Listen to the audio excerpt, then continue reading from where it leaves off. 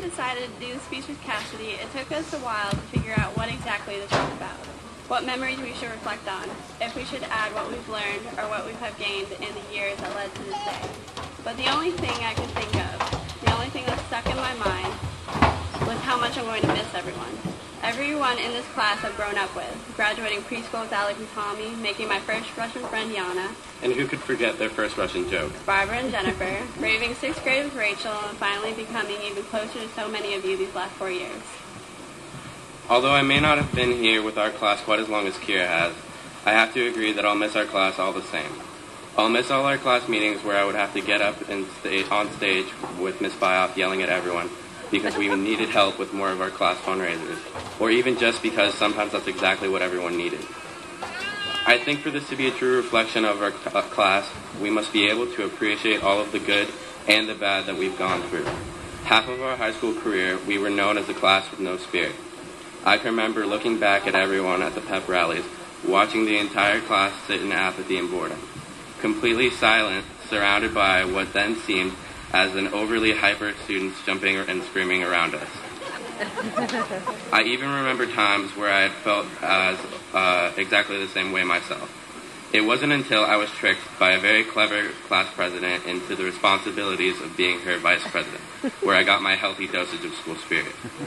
Kyra had touched earlier on mentioning things that we've learned in our years wandering through the halls of our very own Big Blue Jail. And I stand before you today to share with you this piece of knowledge. Apathy is a disease. It reeks the soul with questions like, why? What's the point? Why should I even care? It's a contagious one also. But tonight I'm glad to say that it is a disease that this past year has cured us together, and we conquered our stool like we should have been doing all this time, and just in time for them to kick us out. It's pretty scary to think that in only a matter of weeks, or days for some of us, that we're all going to be apart. We're all riding into the next chapter of our lives, into the future of independence and responsibility, and we're doing it alone. For those of us going to college, we won't have the hope of getting Rena Kay or Duncan in a group project. We won't have the luxury of seeing what color Wendy decides her hair will be the next day, and we will not hear Cynthia's laugh through the whole floor of the high school. We won't get to smell what crawls into our ventilation system and what sea experiment decides to die in Miss Cox's class and stink up the school for weeks to come.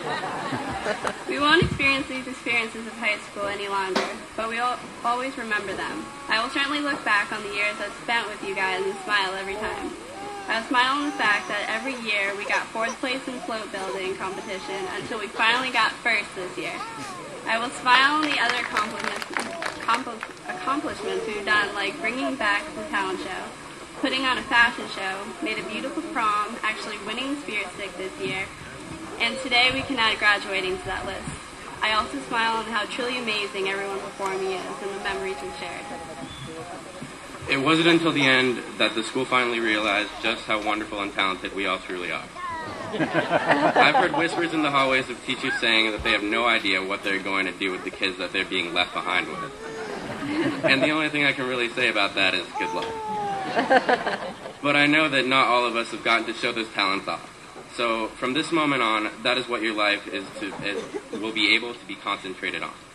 Ever since kindergarten, we have been sealed up in a package known as the Class of 2012. As you are handed your diploma tonight, that seal is broken, and we are free to go off as individuals. Follow your passions to wherever they lead you, because no one else truly knows what will make you the happiest. Whether that have been sitting in your room writing code, singing to your family in the shower even though you thought it was only to yourself, or going out into storms to wave jump on jet skis. Some of us will leave here knowing tonight exactly what they're going out into the... knowing exactly what they're ready to begin a career. Some know exactly what they want to study. Some will have already been married and ready to jump into life. And some will not have even the slightest clue what to do and what the world will hold in store for them. We have come so far, not only as a class, but as individuals. I remember seeing Stormy as a rebellious preteen who soon blossomed into a respectable, strong woman. I remember Julietta taking zeros for a grade, so she didn't have to speak in front of everyone, and now speaking in front of everyone at baccalaureate. I'm so proud of all of you, and I would like to share a quote that I feel is perfect for today. If you're feeling frightened about what comes next, Don't. Embrace the uncertainty. Allow it to lead you places. Be brave as it challenges you to exercise both your heart and your mind as you create your own path towards happiness. Don't waste time with regret. Spin wildly into your next action. Enjoy the present, each moment as it comes, because you'll never get another one quite like it. And if you should ever look up and find yourself lost, simply take a breath and start over.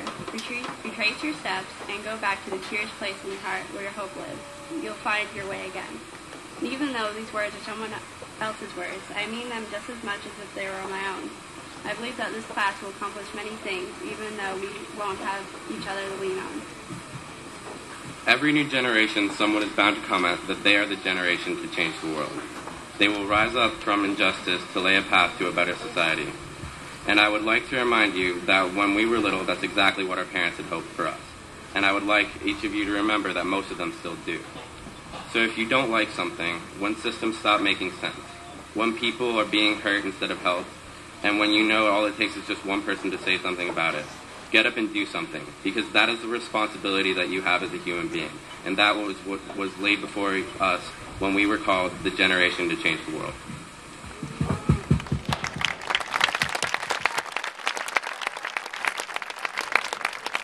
Please welcome our keynote speakers, Mrs. Costello Latal and Ms. Katie Bayless.